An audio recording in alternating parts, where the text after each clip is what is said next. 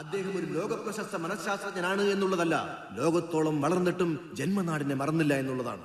ലോകമെമ്പാടുമുള്ള സമൂഹങ്ങൾ അങ്ങയുടെ സേവനം ഞങ്ങൾക്ക് തരൂ തരൂ എന്ന് മുറവിളി കൂട്ടിയപ്പോൾ, കൂറ്റൻ ശമ്പളവും സൗകര്യങ്ങളും കൊണ്ട് പ്രലോഭിപ്പിച്ചപ്പോൾ, ഇല്ല ഇല്ല, എനിക്ക് എന്റെ ജന്മനാടിനെ സേവിക്കണമെന്ന് പറഞ്ഞ ആ മനസ്സിന്റെ വലിപ്പം എത്ര ശ്ലാഘിച്ചാലാണ് മതിയാവുക? ആ മഹാപ്രതിഭയുടെ സാന്നിധ്യം കൊണ്ട് ഇന്നിതാ ഈ സദസ് അനുഗ്രഹിക്കപ്പെട്ടിരിക്കുകയാണ്. ഇനിയും നിങ്ങളുടെ ക്ഷമ ഞാൻ പരീക്ഷിക്കുന്നില്ല. മനുഷ്യ മനസ്സിന്റെ കാണാക്കയങ്ങളിൽ വിഹരിക്കുന്ന ആ കർമ്മയോഗിയെ, മഹാഭിഷഗ്വരനെ, ഉജ്ജ്വല പ്രതിഭാസത്തെ ഞാനിതാ ഈ വേദിയിലേക്ക് ക്ഷണിക്കുകയാണ്.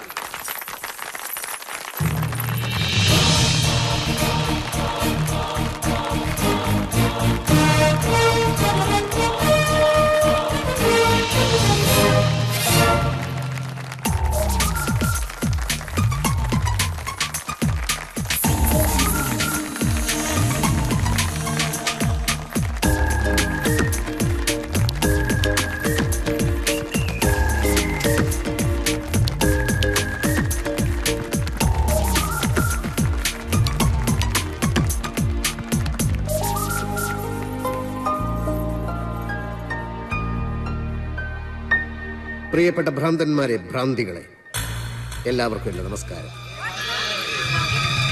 ആരും മുഷിയരുത്. ഒരു മനഃശാസ്ത്രജ്ഞന്റെ കണ്ണിൽ മറ്റേതൊരാളും ഒരു മനോരോഗിയാണ്. Every other man is mad. I can prove it if each and every one of you are ready to come to me and answer my 6 or 7 questions. വലിയ ചില പദവികളിൽ ഇരിക്കുന്നവനെ ഒറ്റ നോട്ടത്തിൽ ഒരു ഭ്രാന്തനായി നമുക്ക് തോന്നുകയില്ല. പക്ഷെ അയാൾക്കുമുണ്ടാകും ഭ്രാന്ത്, അധികാരത്തിന്റെ ഭ്രാന്ത്. തന്റെ കീഴിലുള്ളവരെ ചവിട്ടിത്തേച്ച് കാൽ കീഴിൽ നിർത്താനുള്ള ഭ്രാന്ത്. ജോർജ് ബുഷിന് ഭ്രാന്തില്ലേ? അമേരിക്ക 1ാം ലോക രാഷ്ട്രമാണെന്നുള്ള അഹങ്കാരം അയാളുടെ സമനില തെറ്റിച്ചില്ലേ? ഇറാഖിലെ ആയിരക്കണക്കിന് നിരപരാധികളായ സാധാരണ ജനങ്ങളെ വെടിവെച്ചും ബോംബിട്ടും അയാൾ കൊന്നില്ലേ? ബ്ലൂ ഓറഞ്ച് എന്ന രാസായുധം ഉപയോഗിച്ച് കുർദുകളെ കൊന്നൊടുക്കിയ സദ്ദാമിന് രോഗമില്ലേ? രാജാവിനെ പോലെ ജീവിക്കാനുള്ള സമ്പാദ്യമുണ്ടായിട്ടും അഫ്ഗാൻ അതിർത്തിയിലെ ഏതോ മലയിടുക്കിൽ പൊള്ളുന്നവയിലും ചൂടുകാറ്റുമേറ്റ് ബിൻ ലാദൻ അലയുന്നു. എന്തുകൊണ്ട്? ചിന്തിക്കൂ സുഹൃത്തുക്കളെ, ചിന്തിക്കൂ. ലൈംഗിക ഭ്രാന്ത്, ജാതി ഭ്രാന്ത്, മതഭ്രാന്ത്, രാഷ്ട്രീയ ഭ്രാന്ത്, പണഭ്രാന്ത്, സുഖലോലുപത ഭ്രാന്ത്, അസൂയ ഭ്രാന്ത്, ഇതിലേതെങ്കിലും ഒന്നില്ലാത്ത ഒരാൾ ഈ സദസ്സിലുണ്ടെങ്കിൽ മുന്നോട്ട് വരൂ സുഹൃത്തെ. ആരുമില്ല, ഉണ്ടാവില്ലെന്ന് അറിയാവുന്നത് കൊണ്ടാണ് ഞാൻ ആദ്യമേ പ്രിയപ്പെട്ട ഭ്രാന്തന്മാരെ, ഭ്രാന്തികളെ എന്ന് സംബോധന ചെയ്തത്. അല്ലെങ്കിൽ വിവേകാനന്ദൻ പറഞ്ഞിട്ടുണ്ടല്ലോ കേരളം ഒരു ഭ്രാന്താലയമാണെന്ന്. പക്ഷേ ഇന്ന് അദ്ദേഹത്തെ വെല്ലുവിളിക്കാനുള്ള ആത്മധൈര്യം എനിക്കുണ്ട്. ഫ്രോയിഡിന്റെയും യൂങ്ങിന്റെയും മറ്റനേകം ലോകോത്തര മനോരോഗ വിദഗ്ധരുടെയും മനസ്സുകളിലൂടെ എത്രയോ ഉറങ്ങാത്ത രാത്രികൾ ചെലവഴിച്ച് ഞാൻ സഞ്ചരിച്ചു. ഇപ്പോഴെനിക്ക് പറയാൻ കഴിയും, സമചിത്തതയുള്ള ഒരു സമൂഹമായി കേരളത്തെ ഞാൻ മാറ്റും. നിങ്ങൾക്ക് കഴിയുമെങ്കിൽ ലാദനെയും സദ്ദാമിനെയും ബുഷിനെയും എന്റെ അടുത്തേക്ക് കൊണ്ടുവരൂ. ഞാൻ മാറ്റാം അവരുടെ അസുഖം. കൊണ്ടുവരൂ.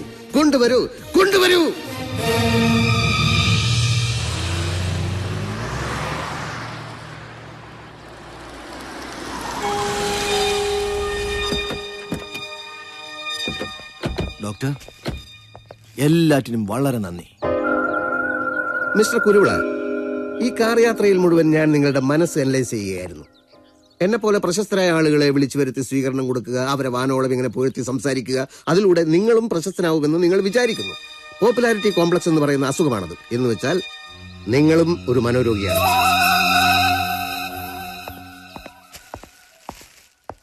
നിന്റെ അധിക പ്രസംഗം കഴിഞ്ഞ ഉടനെ കവടിക്കരയിലെ സുകുമാരൻ നായർ ഇവിടെ വിളിച്ചിരുന്നു. എന്താ നിന്റെ വിചാരം? ആളുകളെ കയറി പ്രാന്തന്മാരെന്ന് വിളിക്കുക? എല്ലൊടിയാതെ നീ ഇവിടെ തിരിച്ചെത്തിയതേ എന്റെ പ്രാർത്ഥന ഉണ്ടാവുന്ന കൂട്ടിക്കോ. കഷ്ടം.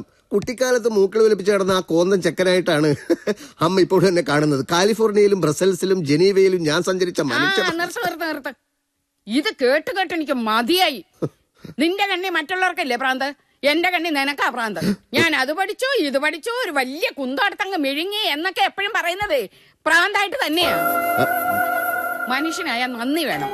അമേരിക്ക 2 കൊല്ലം പഠിച്ചല്ലേ നീ, എന്നിട്ടും ജോർജ് ബുഷിന് വട്ടാണെന്ന് നീ പറഞ്ഞു കളഞ്ഞില്ലേ? ബുഷ് എന്നെ പഠിപ്പിച്ചിട്ടില്ലല്ലോ. എന്നാലും നിനക്ക് ഷെയ്ക്കാൻഡ് എന്ന ആളല്ലേടാ അയാള്. പാവം മനുഷ്യൻ. അയാൾ ഷെയ്ക്കൻഡ് ചെയ്യുമ്പോൾ ഞാൻ എന്താണ് ചെയ്യുന്നത് നമ്മൾ ശ്രദ്ധിച്ചോ? അയാളുടെ കണ്ണുകളിലേക്ക് ഞാനൊരു ഹിപ്നോട്ടിക് നോട്ടം നോക്കി. ഒരു നിമിഷം കൊണ്ട് നഗ്നമായ അയാളുടെ മനസ്സ് ഞാൻ കണ്ടു. ഞാൻ കണ്ടു എന്നുള്ളത് അയാൾക്ക് മനസ്സിലായി. പെട്ടെന്ന് മുഖം തിരിച്ചു കളഞ്ഞു. നിന്നെ പേടിച്ച് ആയിരിക്കണം. അയാളുടെ മനസ്സിനുള്ളിലെ ഗൂഢനീക്കങ്ങൾ ഞാൻ കണ്ടുപിടിച്ചാലോ? ഇതൊക്കെ എന്നോട് പറഞ്ഞതിരിക്കട്ടെ, പുറത്തിറങ്ങി വല്ലവരോടും പറഞ്ഞാലുണ്ടല്ലോ കേരളത്തിലെ ജനങ്ങളാ മനഃശാസ്ത്രജ്ഞനെ പിടിച്ചോണ്ട് പോയി ഊളംപാറയിൽ അഡ്മിറ്റ് ചെയ്യും. അമ്മയുടെ മകന് അമ്മയേക്കാൾ 10 മടങ്ങ് ബുദ്ധി ഉണ്ടായതിൽ അമ്മ അസ്വസ്ഥയാണെന്ന് എനിക്കറിയാം. നിന്നെ ഞാൻ അതുകൊണ്ടല്ല, എന്തോ എനിക്ക് ചമ്മല. പിന്നീട് നാണാവുന്നില്ല ഇങ്ങനൊക്കെ പറയാം. ഇഷ്ടമല്ലെന്ന് ആരെങ്കിലും പറഞ്ഞോ? എങ്കിൽ ഞാൻ വൈകുന്നേരം വിളിക്കുമ്പോ തരാം. ഇല്ലെന്നേ, ഉറപ്പായിട്ട് തരാം. ഇപ്പൊ തന്നെ വേണമെന്നതിനെ വാശി പിടിക്കുന്നത്. ഓക്കെ, ഒരെണ്ണം, ഒരേ ഒരെണ്ണം. പിന്നെ ചോദിക്കരുത്.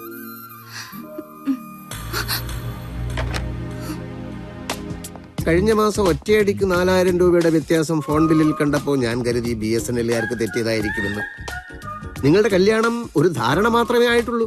ഇനി മോതിരം മാറൽ, കല്യാണ തീയതി നിശ്ചയിക്കൽ, പിന്നെ കല്യാണം, എല്ലാം കൂടി എത്ര മാസം എടുക്കുമെന്നൊരു നിശ്ചയമില്ല. അത്രയും കാലം ഫോണിൽ കിസ് ചെയ്താൽ എന്റെ കാശ് എത്ര പോകുമെന്ന് ആർക്കറിയാം? നിൽക്കണേ ഇവിടെ. MSW പാസ്സായിട്ടുണ്ടല്ലോ, ഉടൻ തന്നെ ഏതെങ്കിലും ജോലി കയറ്. എന്നിട്ട് ശമ്പളം കിട്ടുമ്പോൾ ഒരു സെൽഫോൺ വാങ്ങിച്ച് വിനോദമായിട്ട് ഇഷ്ടം പോലെ സംസാരിച്ചു. വിനയേട്ടൻ പറയുന്നത് ജോലിക്കൊന്നും പോകണ്ടെന്നല്ലേ?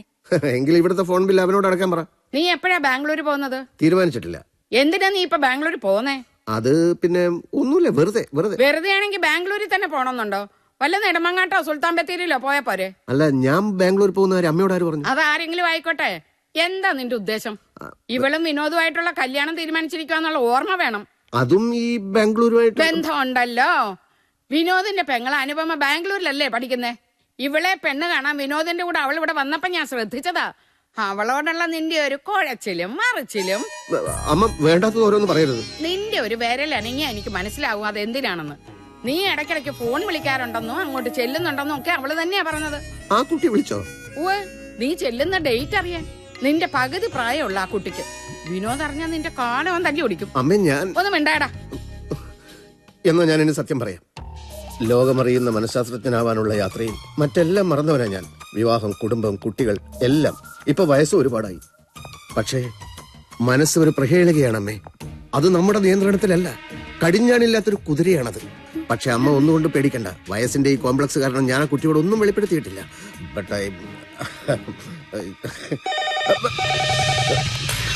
Doctor Shantaram here. ഓഹോ, അറിയാം.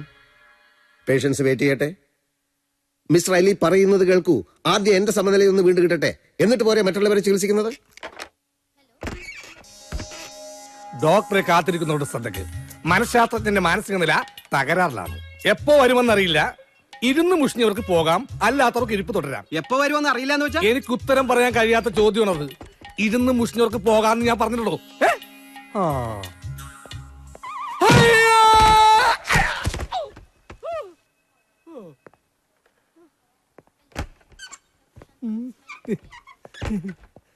ആരാടാ എന്നെ ഇടം കാലിട്ടത്? എന്നെ വീഴ്ത്തിയവന് ഡോക്ടറുടെ മരുന്നും കൊണ്ടല്ല, എന്റെ ഈ കൈ കൊണ്ടായി ചികിത്സ വേണ്ടത്. മോന്ത പത്തി ചപ്പാത്തി ഉണ്ടാക്കും ഞാൻ. ഡോക്ടർ അകത്തുണ്ടല്ലേ? ഡോക്ടർ എത്തിയിട്ടില്ല സാർ, അകത്തോട്ടിരിക്കാം. സാറ് വന്നിട്ടുണ്ടെന്ന് ഞാൻ ഫോൺ വിളിച്ച് പറയാം. ഓക്കെ.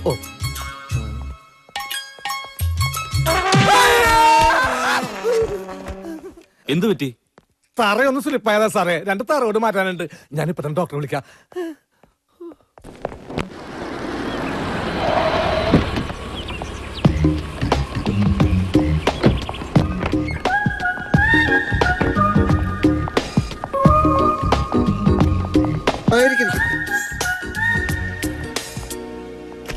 Any serious problem?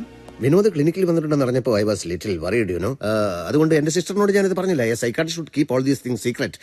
അവളെ കെട്ടാൻ പോകുന്നവന് മെന്റൽ പ്രോബ്ലം ഉണ്ടെന്ന് അറിഞ്ഞാൽ ഡോക്ടർ എന്തൊക്കെയാ പറയുന്നത്? എല്ലാം എനിക്കറിയാം വിനോദ്. ചിലപ്പോൾ ചെറിയ കാരണങ്ങൾ മതി നമുക്ക് പിരിമുറുക്കുണ്ടാവാൻ. ഉദാഹരണത്തിന്, നമ്മൾ സ്നേഹിക്കുന്ന പെൺകുട്ടിയിൽ നിന്ന് ഫോണിലൂടെ നമ്മൾ ഒരു ഉമ്മ കിട്ടണമെന്ന് ആഗ്രഹിച്ചു, കിട്ടിയില്ല. അത് മതി പിരിമുറുക്കത്തിന്. ഡോക്ടർ പറഞ്ഞത് വളരെ ശരിയാ. ഇന്ന് വീട്ടിൽ നിന്ന് ഇറങ്ങുമ്പോ വൈഫിനോട് ഞാൻ ഉമ്മ ചോദിച്ചു, തന്നില്ല. അങ്ങനെ വല്ലാതെ പിരിമുറുകിയാണ് ഞാൻ ക്ലിനിക്ക് വരെ എത്തിയത്. ഇപ്പൊ പെരി ലൂസായ, എന്നാൽ ഇനി എന്നും തന്റെ പെരി ലൂസ് ആയിരിക്കും. തൽക്കാലം എനിക്ക് വട്ടൊന്നുമില്ല. ജോസഫ് മാത്യുവിന്റെ കഥ ഡോക്ടർ പത്രത്തിൽ വായിച്ചിരുന്നു. ഏത് ജോസഫ് മാത്യു? ഞാൻ ഓർക്കുന്നില്ല. നർക്കോട്ടിക് സെല്ലിലെ ഇൻസ്പെക്ടർ ആയിരുന്നു അദ്ദേഹം. അഴിമതിയില്ലാത്ത സത്യസന്ധനായ ഒരു ഉദ്യോഗസ്ഥൻ. കേരളത്തിൽ അങ്ങനെയും ചിലരുണ്ടോ? അത്ഭുതം. 1 മാസമായി അദ്ദേഹം മിസ്സിംഗ് ആണ്. എങ്ങോട്ട് പോയെന്ന് എന്ത് സംഭവിച്ചെന്നോ ആർക്കും അറിയില്ല. അന്വേഷണമൊക്കെ നടക്കുന്നുണ്ട്. മാത്യു സാറിന് ഭാര്യ ഒരു മകളും ഉണ്ട്. ഭാര്യ ഡിപ്രഷൻ കൊണ്ടാണോ ഭയം കൊണ്ടാണോ എന്നൊന്നും അറിയില്ല. കുറച്ച് ദിവസമായി മിണ്ടാട്ടമില്ല. ഡോക്ടർ അവരെ ഒന്ന് കാണണം. തീർച്ചയായും. Today evening or tomorrow morning എപ്പോഴാന്ന് വെച്ചാൽ വരാൻ പറയൂ. അവര് വന്നിട്ടുണ്ട്. പുറത്ത് കാറിലിരിക്കുക. വിളിക്കട്ടെ? വേണ്ട വേണ്ട, അലി വിളിച്ചോണ്ട് വരും. ഒരു വൈറ്റ് അംബാസഡർ കാറുണ്ട് പുറത്ത്. Okay sir. ഞാൻ ഡ്യൂട്ടിയിലാണ്. ഓക്കെ, ഇത് ഞാൻ കൈകാര്യം ചെയ്തോളാം. ഓക്കെ. ഡോക്ടർ ബാംഗ്ലൂരിലേക്ക് പോകുന്നുണ്ടോ? ആര് പറഞ്ഞു? അനുവിനെ ഡോക്ടർ വിളിച്ചിരുന്നു എന്ന് പറഞ്ഞു. ഞാൻ വിളിച്ചതല്ല, ഞാൻ മറ്റാരോ വിളിച്ചപ്പോ റോങ് നമ്പർ പോയിട്ട് കിട്ടിയത് അനുവിനെ. അപ്പോ എന്തെങ്കിലും പറയണമല്ലോ എന്ന് വിചാരിച്ച് ബാംഗ്ലൂർ വരുന്നുണ്ടെന്ന് പറഞ്ഞതാ. ഓ,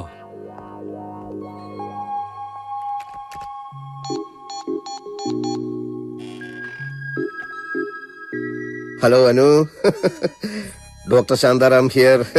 ഞാൻ ബാംഗ്ലൂരിൽ വരുന്ന കാര്യം എന്റെ അമ്മയോടും അനുവിന്റെ ചേട്ടനോടൊക്കെ പറഞ്ഞു അല്ലേ? അല്ല, നന്നായി പറഞ്ഞത്, നന്നായി. ഇതിലിപ്പോ ഇത്ര രഹസ്യം ധരിക്കുന്നു. പക്ഷേ ഞാൻ പറയുന്നത് എന്താണെന്ന് വെച്ചാൽ, അവരൊക്കെ തിരക്കുള്ളവരല്ലേ.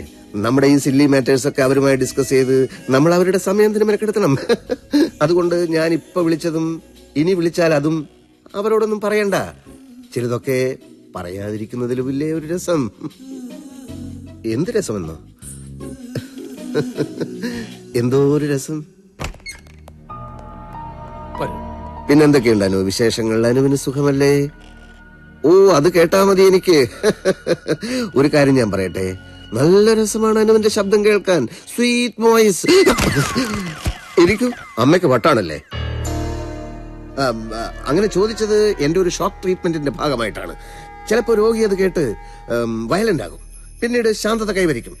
ചിലപ്പോ അതോടെ അസുഖം ഭേദമാവുകയും ചെയ്യും. ആ മെത്തഡ് ഏറ്റില്ല. ഇരിക്കൂ ഇരിക്കൂ. അച്ഛനെ കാണാതായിട്ട് എത്ര നാളായി എന്നാ പറഞ്ഞത്? ചേ, എന്താ ഇത്? ഒരു ഡോക്ടർക്ക് കാര്യങ്ങളൊക്കെ ചോദിച്ച് മനസ്സിലാക്കണ്ടേ? അതല്ല ഡോക്ടർ, അമ്മയും കൂടി ഈ അവസ്ഥയിലായപ്പോ മറ്റാരുമില്ല ഞങ്ങൾക്ക്. രാത്രി മുഴുവൻ ഞാൻ ഉറങ്ങാതിരിക്കപ്പോ അമ്മ വാതില് തുറന്ന് പുറത്തുപോയി പല കടുങ്കയും ചെയ്യുമെന്നുള്ള ഭയത്തിൽ. എന്താ പേര്? സോഫിയ. സോഫിയക്ക് ജോലി വല്ലതുണ്ടായിരുന്നോ? B.Ed കഴിഞ്ഞതാ. PSC എഴുതി. മാനേജ്മെന്റ് സ്കൂളിൽ ചേരാന്ന് വെച്ചാ കുറെ പണം വേണം. അച്ഛൻ റിട്ടയർ ചെയ്യാൻ 1 വർഷേ ഉള്ളൂ. അപ്പൊ കിട്ടാനിടയുള്ള പണം വെച്ച് അങ്ങനെയൊക്കെയാ വിചാരിച്ചിരുന്നത്. ഇപ്പൊ കുറച്ചു കുട്ടികൾക്ക് ട്യൂഷൻ എടുക്കുന്നുണ്ട്. അമ്മയുടെ കാര്യത്തിൽ ഇനി ഭയം വേണ്ട. ഞാൻ ഏറ്റു. എന്റെ അടുത്ത് എത്തിപ്പെട്ടത് ഭാഗ്യമാണെന്ന് കൂട്ടിക്കോളൂ. California university talent of the year ആയി എന്നെ തെരഞ്ഞെടുത്തത് അറിഞ്ഞിരിക്കുമല്ലോ. ജോർജ് ബുഷ് ഓടി വന്ന് ഷേക്ക് ഹാൻഡ് ചെയ്യായിരുന്നു. ഇതാ കണ്ടില്ലേ?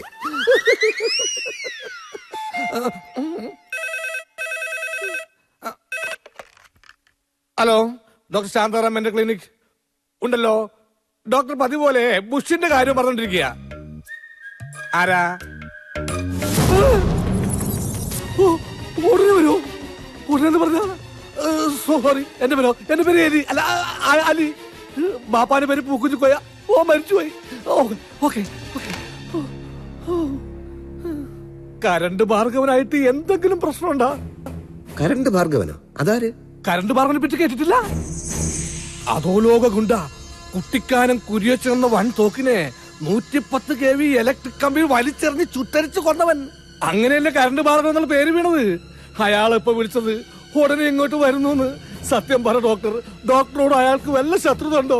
എനിക്ക് അയാളെ അറിയില്ലെന്ന് പറഞ്ഞില്ലടോ. എങ്കിൽ പിന്നെ ഡോക്ടറുടെ മറ്റേതെങ്കിലും ശത്രുക്കൾ ഡോക്ടറെ കൊല്ല കരണ്ട് ഭാർഗവനെ ഏൽപ്പിച്ചു കാണും. എനിക്ക് ഏത് ശത്രുക്കൾ? എല്ലാ മനഃശാസ്ത്രജ്ഞന്മാരും തമ്മി ശത്രുക്കളല്ലേ?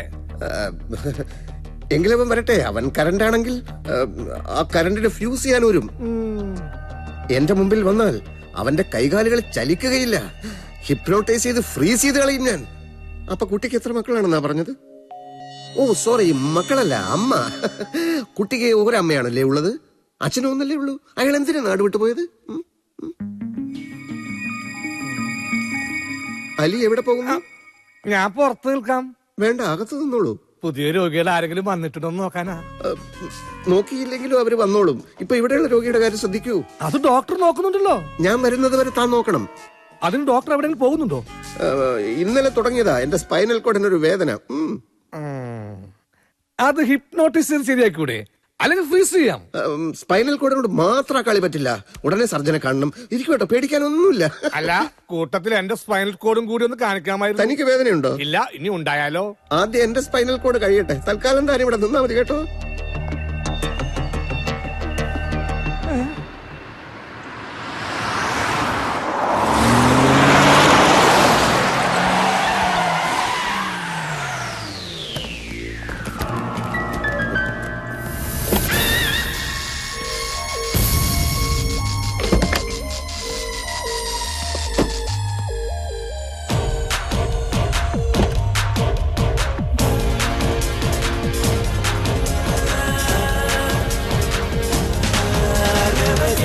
അല്ലോ, അത് തന്നെ കറണ്ട്.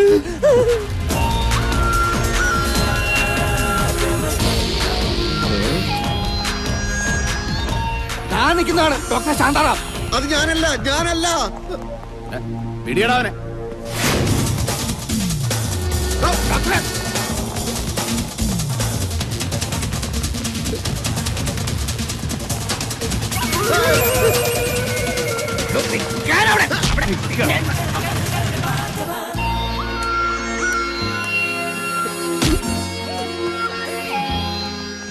എന്നെ പേടിച്ചോടിയതാണല്ലേ? അല്ല, ഡോക്ടേഴ്സ് അസോസിയേഷന്റെ വാർഷികത്തിന് ഓട്ട മത്സരത്തിന് പേര് കൊടുത്തിരുന്നു. അതുകൊണ്ട് സമയം കിട്ടുമ്പോഴൊക്കെ ഞാൻ ഓടാറുണ്ട്. കള്ളം, പച്ചക്കള്ളം. സത്യം പറ, പേടിച്ചിട്ടല്ലേ ഓടിയത്? ഓടണം. ഭാർഗവനെ കാണുമ്പോ ഏത് കൊലക്കൊമ്പനും ഓടണം. ഓടുന്നവനെ ഓടിച്ചിട്ട് പിടിക്കലാണ് ഞങ്ങളുടെ രീതി. ഇരയെ വേട്ടയാടി കൊന്നു തിന്നുന്നതാണ് ഞങ്ങളുടെ ശൈലി. ഞാനൊരു തെറ്റും ചെയ്തില്ലല്ലോ. അതൊക്കെ അകത്ത് നിന്നിട്ട് പറയാം. കമാൻ. അണ്ണാ, ഒരു സെക്കൻഡ്.